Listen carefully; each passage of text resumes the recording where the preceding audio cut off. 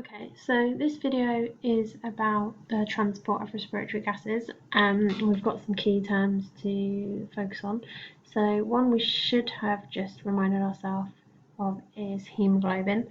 And if you remember, hemoglobin is a protein formed of 4 polypeptide chains. It also has a heme group with the element iron, and it can carry 4 oxygen molecules.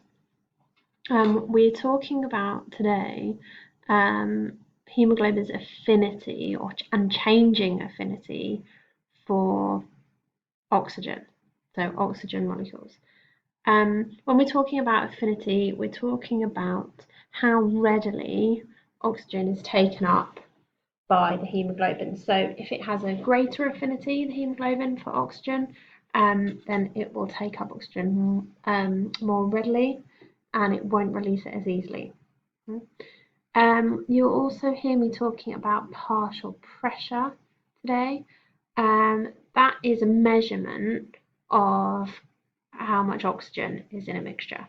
So in a mixture, all the gases, in a mixture of gases, all the gases exert pressure.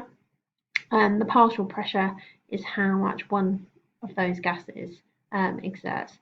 So we're talking mostly about the partial pressure of oxygen.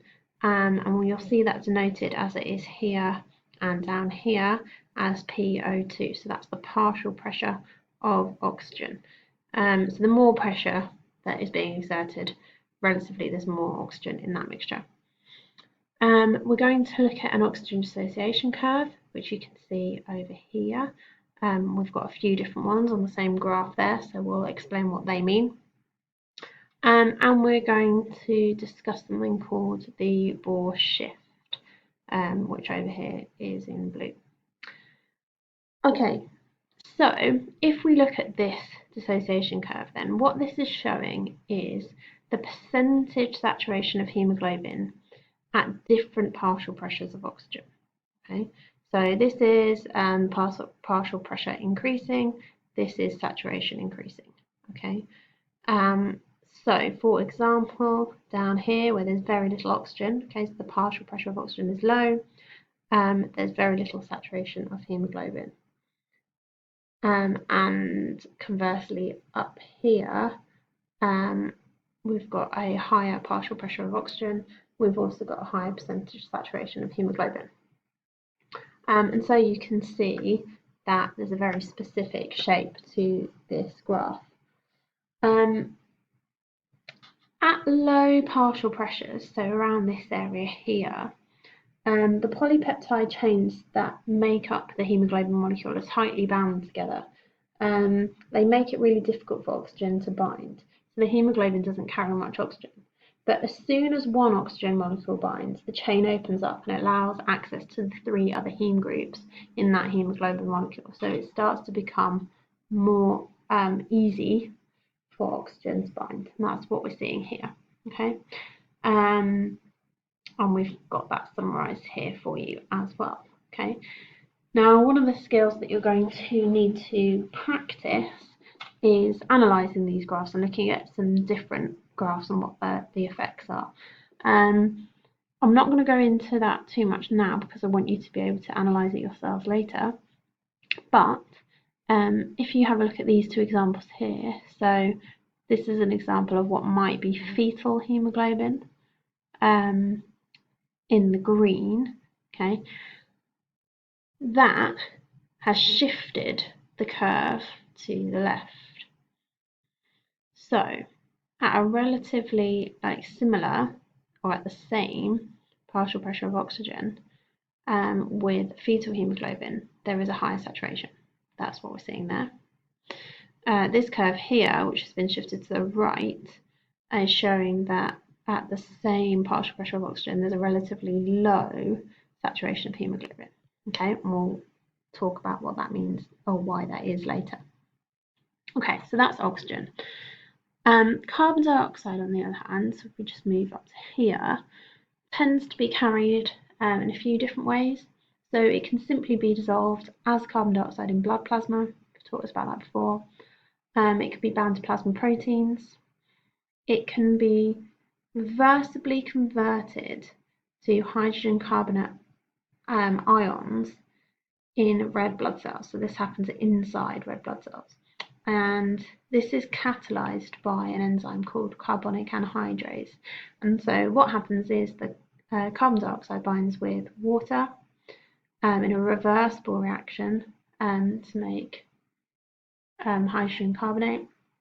And these can then this can then dissociate into its ions, H plus and HCO3 minus ions. Okay. Now this is important because it's what leads to the blood becoming more acidic. Carbon dioxide can also attach to protein portion of the hemoglobin. Okay, so as we said, hemoglobin is protein, polypeptides with heme group. So the carbon dioxide doesn't attach to the heme group at all, but it does attach to the polypeptide chains, the protein portions. Okay, so that's oxygen and carbon dioxide. So to put all this together then, we're looking at when this really matters, or an example of when this really matters. So in my example here, I'm looking at exercise. So an increase in exercise leads to an increase in metabolism. Okay, in particular, we're going to have an increase in the rate of respiration. This is going to increase the amount of carbon dioxide, the volume of carbon dioxide that is being produced.